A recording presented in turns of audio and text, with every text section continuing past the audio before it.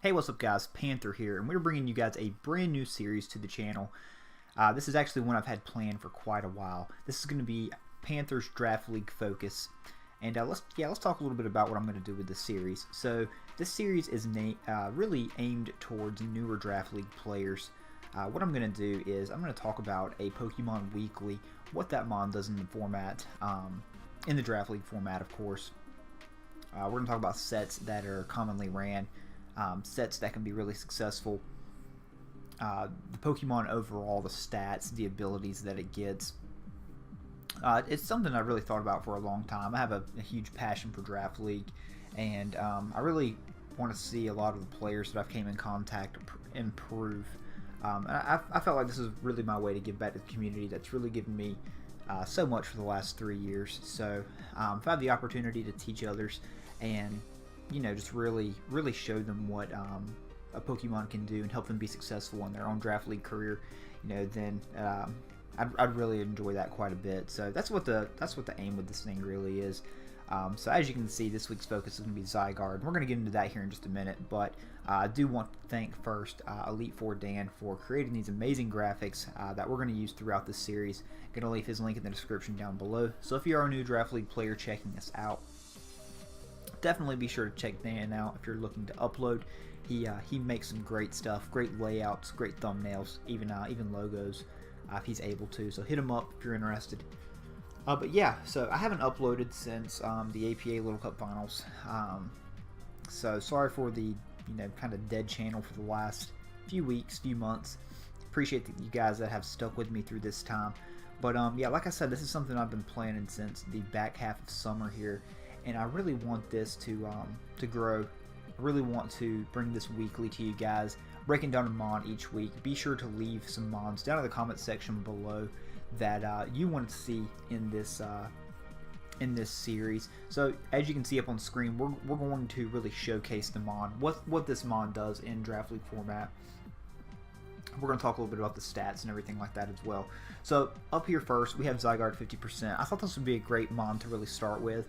With the release of Sun and Moon and Ultra Sun, Ultra Moon, this mon really saw a huge increase in usage in the format. Obviously, a lot of leagues had a tier 2 back in the X and Y Oris days, just because it has decent bulk overall, but a lot of dragons were better at that time. But in Gen 7, it actually got access to a couple of new moves, one of them being 1,000 Arrows, which allows it to hit Flying-type Pokemon and levitate users and knock them down. So this mon was immediately raised up to Tier 1 in a lot of leagues, and it's one of the top mons in the format, in my opinion. It can do a lot of different things well. I have 3 different sets up on screen, so you can already see those spoilers.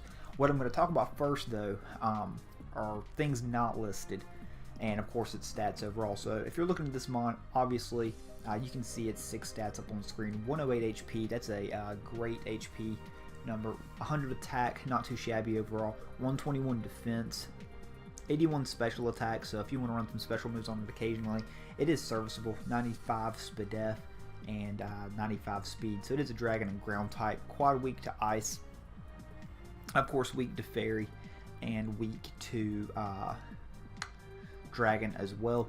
So this mon, it's a really good one in the format for a number of reasons. So it's a little comparable to Garchomp. Garchomp's a bit faster, and some people prefer Garchomp to this thing, but this mon's natural bulk really gives it the ability to set up dragon dances quite a bit on opposing teams, and yeah, it's one of the first things I'm going to showcase here in this first replay to us. So we're going to get to that here in just a second, but we're going to talk about some other things first that this mon can do that's not listed up on screen. So this thing gets a lot of cool moves. We've already talked about 1,000 Arrows a little bit. Also gets access to a move called 1,000 Waves as well. So it can trap Pokemon. So by clicking this move, it's a 90 base power physical move, and it can trap mons. So like, let's say you wanted to trap their grass type and toxic stall it. You could very well do that with 1,000 Waves. Hit it on the switch, trap it, toxic it, and then wear it down throughout the course of the match. So that's definitely a viable set that I've seen. I've also seen the Glare set put in some work occasionally as well. But yeah, those are really the majority of the sets that I typically see on this thing, along with the ones listed below, of course. So the Dragon Dance set is pretty common. You'll see this thing be used with the Z Crystal a lot. It can be used with the damage resist berry as well, like Yachi or even like Haban or something like that. So this is actually a game that I played back in APA Season 10 against a pretty solid battler Nico here. And as you can see, I bring this thing in on a Zygarde X. So obviously the Zygarde X is most likely faster than me if he's crept this thing, if he's not like a bulky Zygarde or something like that. At this point in the battle, I think I had discovered that it was an offensive Zygarde, most likely speedy. But the thing is that I'm either A, bluffing a Haban berry here, or B, I'm just going to be able to take this Dragon Claw even if it's Jolly max attack and retaliate with 1,000 arrows. So I'm able really to still force this thing out here because I'm really bluffing the Haban. But even if I'm not, I still live and pick up the kill on this thing. So like in this particular scenario, I know he's most likely going to switch out, and it's going to give me the opportunity to go ahead and set up a Dragon Dance. So he makes the switch out to his Rodent Frost, presumably just sacking it off, and then all of a sudden he's in trouble because he's got the +1/+1 Zygarde in front of him. I'm packing a Z Crystal on this thing, but it's not really even needed here at this point in the match. Yeah, even if he would have attacked me, this thing would have needed to hit Mach Punch here to take me out on the following turn, or Shuriken from the Greninja. But, you know, just really want to showcase, first of all, the bulk that,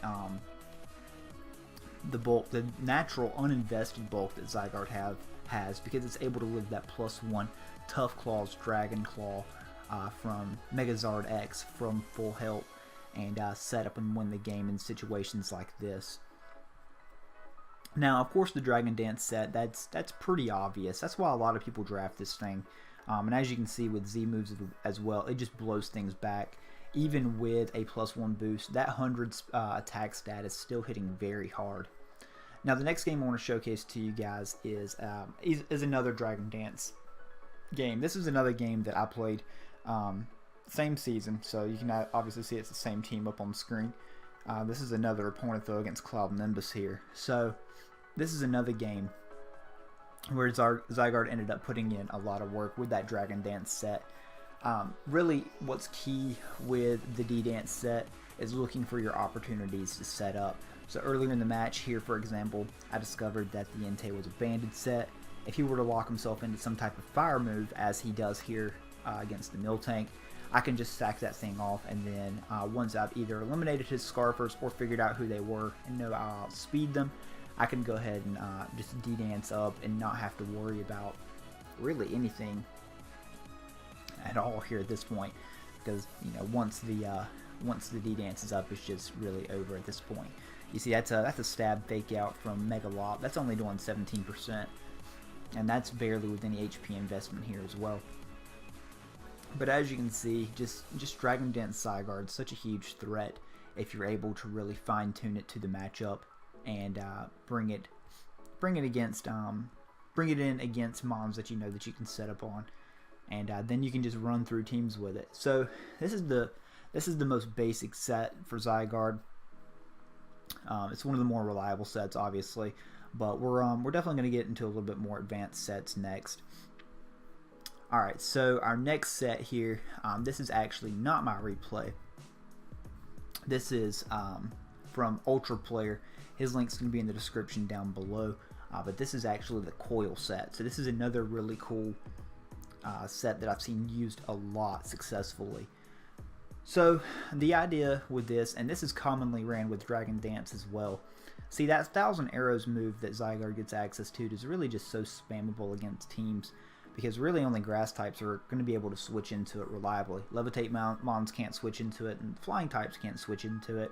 So really, if you build your team around this thing and you're able to check and eliminate grass types like Tangrowth or Decidueye, Mega Venusaur, this mon's just really going to have fun against a lot of teams. So here, Ultra brings it in up against the Mega Alakazam. Like I said, you can bring it in against strong attackers, because this mon's either going to be able to threaten them out with like a strong E-Speed, or it's just going to be able to start setting up. So Ultra obviously predicts the switch here, not wanting his opponent not wanting to risk it dying to the E-Speed there in that point of the game. And now he's able to go ahead and set up a D-Dance. So he's going to set up the D-Dance first, and Deluxe's just going to play around with it, not break its sub. Again, you see more of that natural bulk right there. So there's the Facade getting fired off from the Zangoose, and this is a very strong attack. So let me remind you, this is toxic boosted, a toxic boosted Facade from I forget what that ability is called, but it boosts Zangoose's moves while poison. I forget, it's unique to Zangoose. But this is a really strong stab Facade here, and Zygarde's just going to be able to tank that and not even get to it KO'd from the Facade plus quick attack. So you can see here this mon's just able to put in a lot of work, especially after a Coil boost, because it can live those physical attacks and just mow through teams, especially when it's combined with that 1,000 arrows. So as you can see, D-Dance, Coil, Sub, and 1,000 arrows, just really spammable against teams. And Ultra's just going to blow through here for a nice 5-0 victory. We're going to showcase another set just like this, and I actually was going to play my game from APA Wi-Fi Season 3 against Jacob. He actually ran this same set against me. And yeah, so this is Ogalbina here. This is Owen from APA Showdown. This match was actually an Indigo League right here.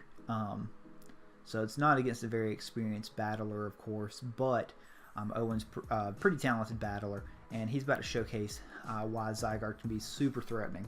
So as you can see, there's the substitute, and you can already see sub lefties, and there's about to be a problem. So whenever you see sub like this on Zygarde, you're probably going to see Coil quite a bit on it, but he actually has the Coil Dragon Dance set as well. And you just don't bring in setup fodder on mons. See, that is a +2 or a +2 defense. That's quad super effective Ice Punch, and Zygarde's just going to be able to tank that. And you can already see where this battle's kind of going right here. This thing is very boosted. It's +1 speed, +3 attack, +2 defense.